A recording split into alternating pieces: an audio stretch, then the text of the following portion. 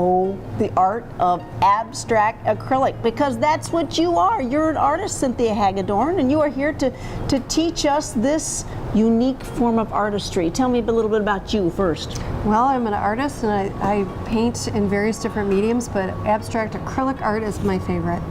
Let's take apart the term. Abstract means? Crazy, fun, different, coming from my brain and imagination. I don't duplicate something I could see.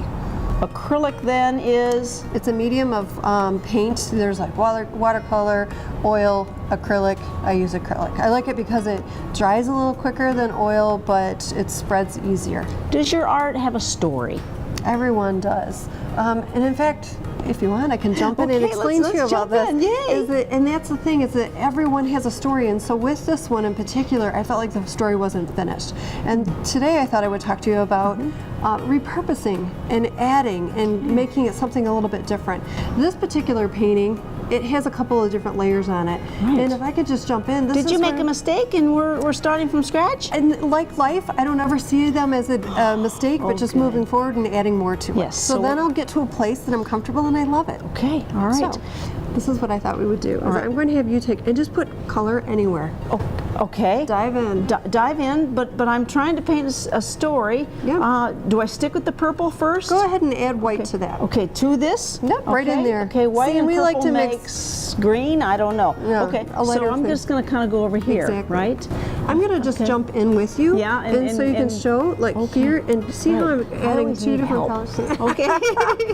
Okay. And so you see. So tell me more about the rhyme and reason, because I feel like you're making squares. What's that all about? Well, I do a lot in the squares. I guess one could say that they're, there you go. See how the colors are there? It would be a signature for what I do.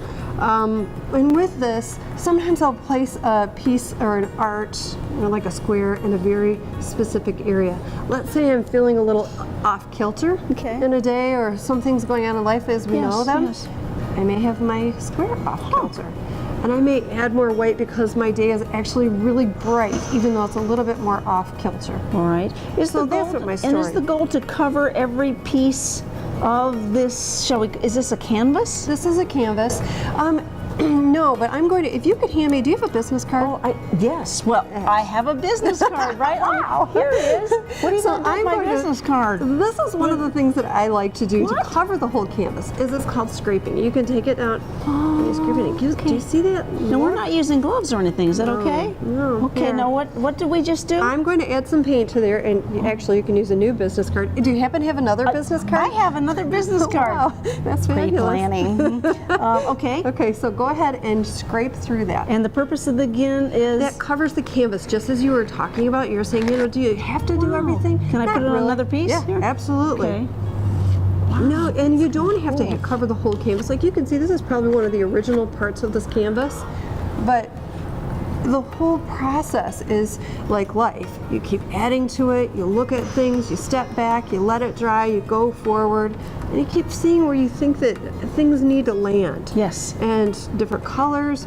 And I have to say, now I was in a little bit more of a melancholy mood this morning when I brought in these paints, but blues designate that for me. Some people will say that maybe a yellow would or something along those lines. Yes, because you don't have anything really bright here. I thought that this canvas was lending itself to more of that calmer color, because you can see a lot of red and orange and that in it. So I thought it would be really kind of a nice soothing additive to it. More finished pieces we have behind us, including this red. What does that mean? That piece right there in particular is one shot. I sat at the canvas for 2 hours and painted that painting.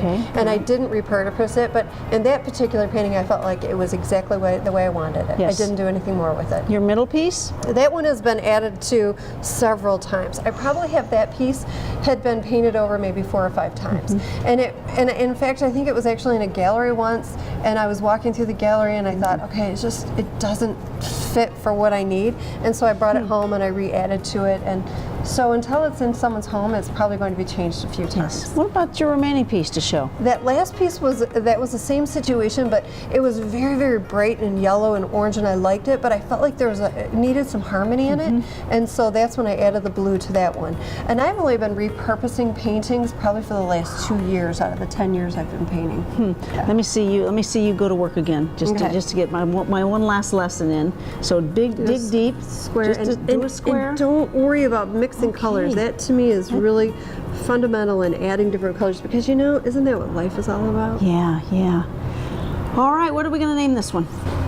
Oh, you name it. I'm going to name it Cynthia's House. Well, there you go. Because it looks like a house. Cynthia, thank you so much for this abstract acrylic opportunity, right? Thank you. You go, artist. Let's keep painting. All right.